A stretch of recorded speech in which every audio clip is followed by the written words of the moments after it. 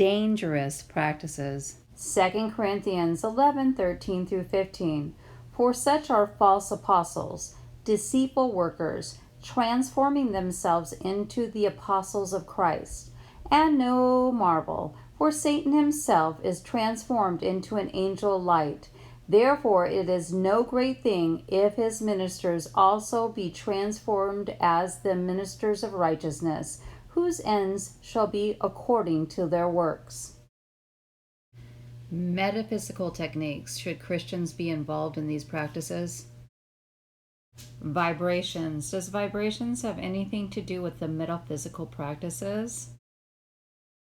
Nothing rests. Everything moves. Everything vibrates. At the most fundamental level, the universe and everything which comprises it is pure vibratory energy, manifesting itself in different ways.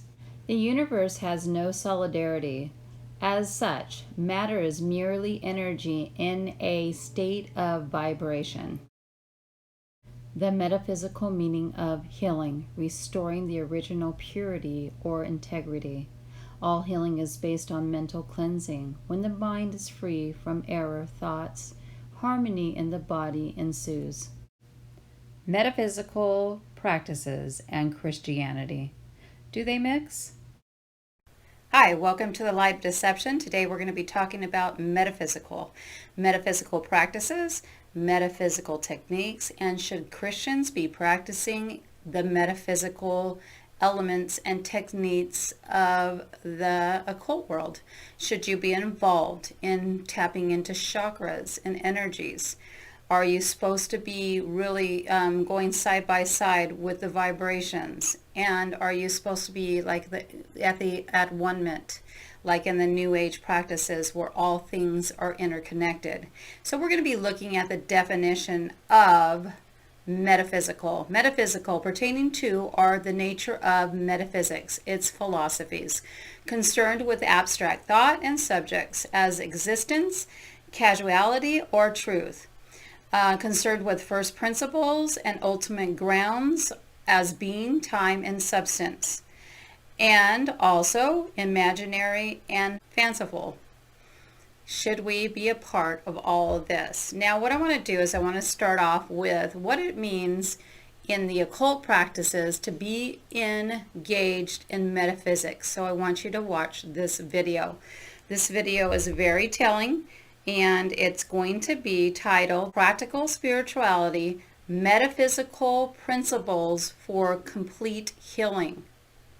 Here it is. First, let's talk about metaphysics, the branch of philosophy that deals with the first principles of things, that which is beyond physics. So a lot of what we're dealing with out here, out in the tech hall, has to do with the physical realm. And as I just said, I love the physical realm, but today we're going to be going a bit beyond that. The true definition of spiritual, or at least one of them, relating to or affecting the human spirit or soul as opposed to material or physical things. A principle, a comprehensive and fundamental law, doctrine, or assumption, or my favorite, a universal truth. And then finally, none of those would do us any good if we didn't apply it, and that's the law of application, the action of putting something into operation. So everything that we've learned today from all these amazing speakers means nothing if it's just head knowledge. We need to really get it down into our heart and have it be a felt, shared experience so that we can then walk out of here and apply it, right? I mean, in the 5 minutes of listening to Dr. Ted, I learned enough information for a lifetime, right? As I'm sure many of you did. But if I leave here and I don't apply it, it doesn't work. And that's definitely true in the nature of pursuing metaphysics and spirituality, which I've learned the hard way. The first thing we're going to do is explore the principle of energy. And we're going to get a little freaky here for a moment. Those of you that did breath work out in the hall, I saw some people out there getting down. So I was like, oh, they're not going to freak out too much. I'd like to really move the energy in the room right now. So we're going to do a little bit of Kundalini yoga practice. Has anyone ever done that before? All right. Well, you guys are freaks. Love it. No one was wearing a turban, so I wasn't sure. I wear all black when I do Kundalini. I'm kind of the literal black sheep in class. So what we're going to do is something called breath of fire. I want you to make fists. I want you to extend your thumbs. I want you to put your arms up in a V, straighten those elbows, and then we're going to breathe in and out vigorously through the nose. The power you're going to find for that vigor is coming from the belly, from the abdomen. It looks a little something like this.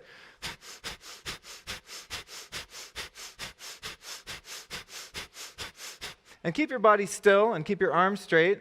Keep pumping. Now what you're going to do is you're going to close your eyes. Forget all about me. Forget all about the person next to you and their BO, possibly. And put your attention in the middle of your forehead, right between your eyebrows. And really just focus that energy there and imagine energy coming from the base of your spine up to the center of your forehead.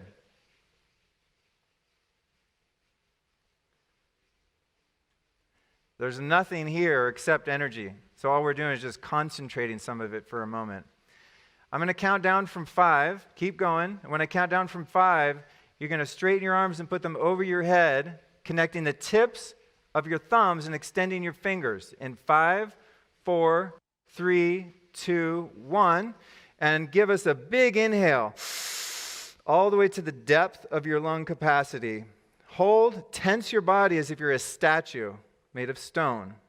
Yikes, right? So that is so frightening, getting in touch with all this chakras and different things like that, and energies, and springing out your fingers and doing all these techniques to tap into something that's higher than yourself or your higher self, one or the other.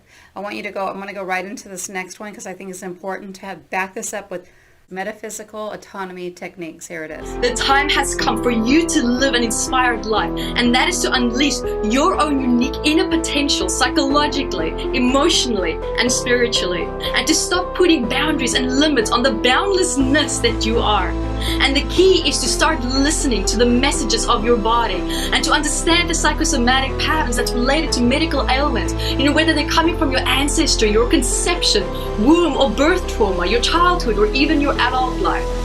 My name is Yvette Rose, the founder of Metaphysical Anatomy Technique, a brand new cutting-edge personal development process that enables you to heal yourself as a practitioner and also to guide others to improve their own quality of life. So join me for the level 1 and 2 courses where you will learn to understand the language of your body and to deeply heal inherited trauma in your biological makeup. And remember that you take in from all that there is, and that is what we become. And that includes your ancestry and everything that was passed down to you. You can turn your life around and reclaim your identity and your sense of self to its fullest expression by cutting away DNA lineage programming that no longer serves your purpose. And most importantly of all, do it in a gentle and graceful way without having to relive the past. This process goes deeper than ever before. Are you ready? Okay, and that's all centered around taking ancestry type of stuff, tapping into getting rid of things and healing and all these man-centered practices that are in this over-spiritualized world of you being all powerful and being able to heal your past and move forward in all these techniques and the practices that are come up with by men. Do not heal you. They can make you feel like you're powerful and you have arrived, but you are really lined up with occult practices. So you're right inside with all the occultists. So here's another one too. It's called, this one is going to be shocking, Radical Capacity for Self-Healing. Hey everyone, Reverend Dr. Katie here, and coming to you with a quick live kind of towards the beginning of the week to get you really primed and ready for living your very, very, very best metaphysical spiritual life. We are all about raising the vibration together, raising your personal vibration, doing that as really dedicated Jesus followers, helping you see and then the world see that Christianity and metaphysics actually go hand in hand, that there is no separation between them. One of the topics that comes up a lot, and this is a video in a small series I'm doing on the chakras, is the chakras.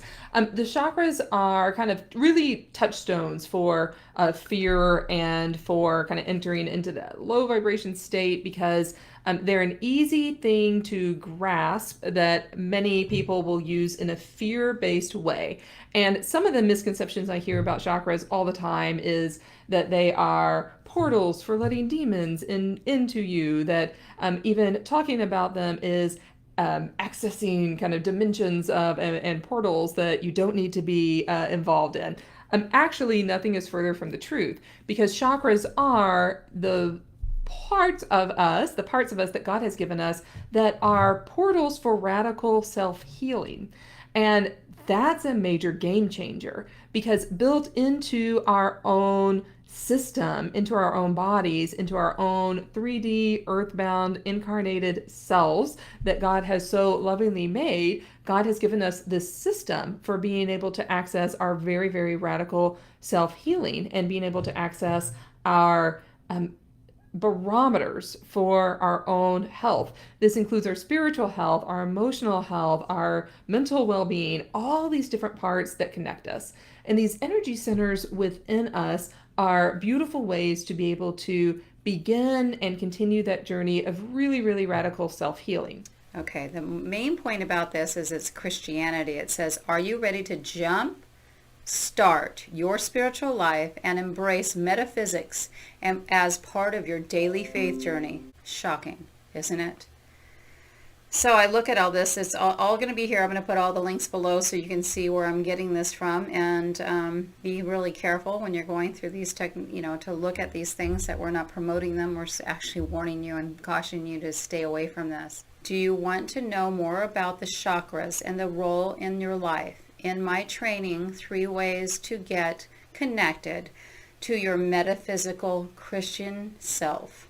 I take you to a quick journey through the chakras, and I'll also give you some serious knowledge dropped on intuition as a Christian, and why your heart doesn't really deserve you. It's mind-blowing to me.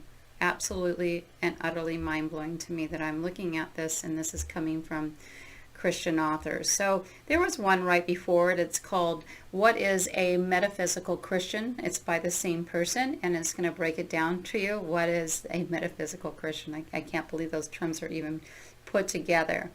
Are you ready to jumpstart your spiritual life and embrace metaphysics as part of your daily faith journey? But the question is, what is a metaphysical Christian anyway? And I think that's an excellent question. And let's take the time to define that a little bit. So let's focus on the Christian part first. Someone who prays, or if not prayed, is in conversation with spirit some of the time. Someone who relies on the example, on life, ministry, death, and resurrection of Jesus Christ. A metaphysical Christian may go to church, or they may not, because I know a lot of you have been really, really burned by churches. And those of you who don't go to church, what I love about you so much is that you have not given up on God. And we know that God does not ever give up on us. So that is beautiful. And many of you do go to church, and you find value and community in your communities of faith. And that's beautiful too. Almost everyone that's a metaphysical Christian finds that churches may not have all of the language that they need in order to explore their spirituality in all the ways they want. So traditional Christianity and conventional Christianity gives us lots of beautiful ways to explore our spiritual life, like prayer, like examples of witnesses who have gone before us, scripture, which gives us a lot of do's and don'ts. And I mean that in the broadest of all possible senses. Like, we have a lot of good examples and a lot of bad examples in the Bible of ways to be.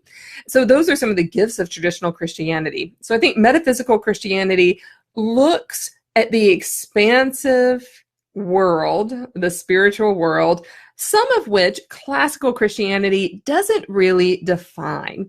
So primarily, I would say metaphysics and metaphysical Christians recognize that everything that is of God cannot be put in a box.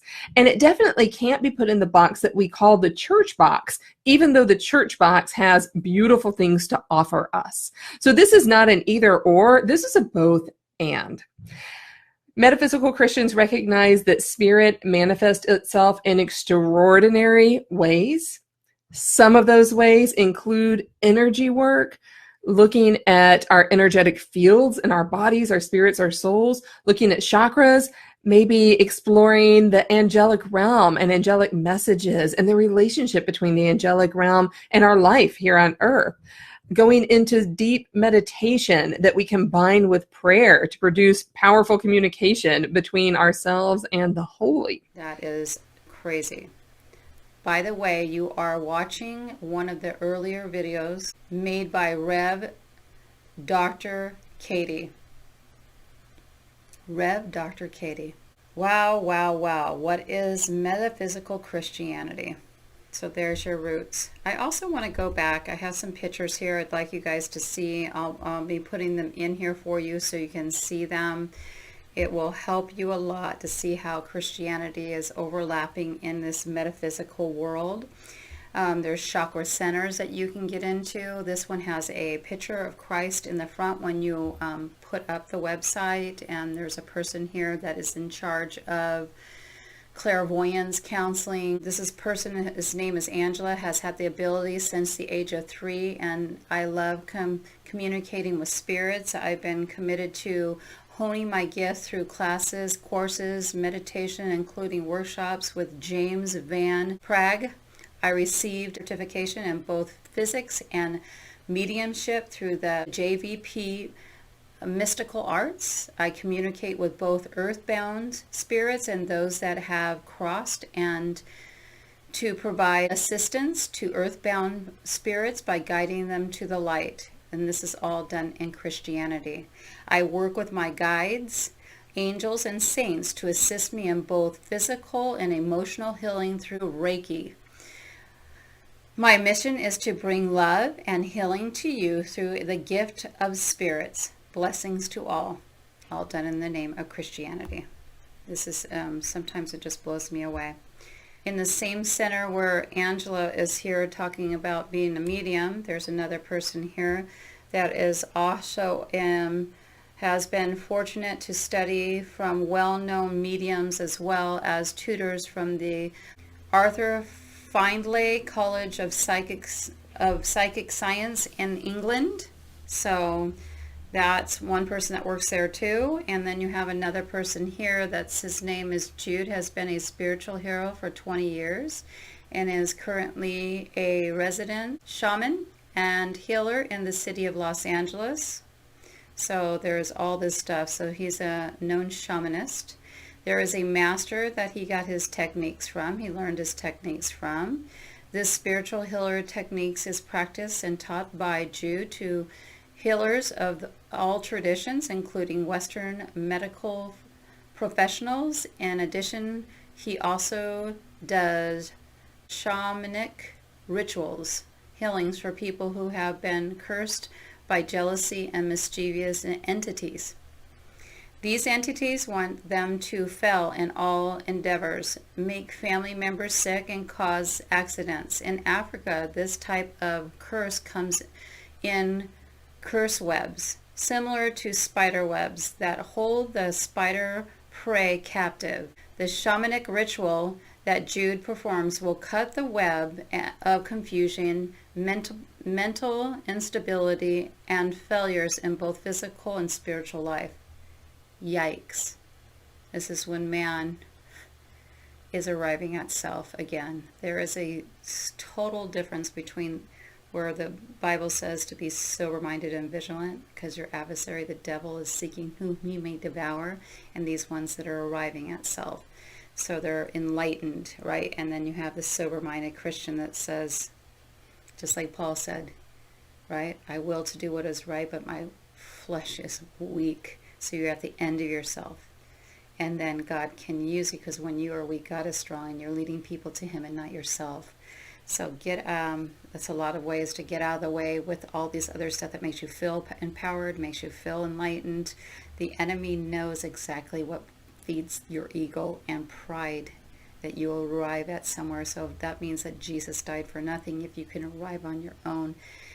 It just is mind-blowing these days. I'll have some scriptures to close this out. I hope that you are aware and you be very, very careful with all these practices that are going on within today's churches. They don't even think they have to go to church anymore, because these techniques they can do from home and still call themselves Christians, because they're tapping into the mystics. They're tapping into metaphysical practices. They're tapping into all the things that secular society is involved with, the occult practices. So be aware. Thank you for listening.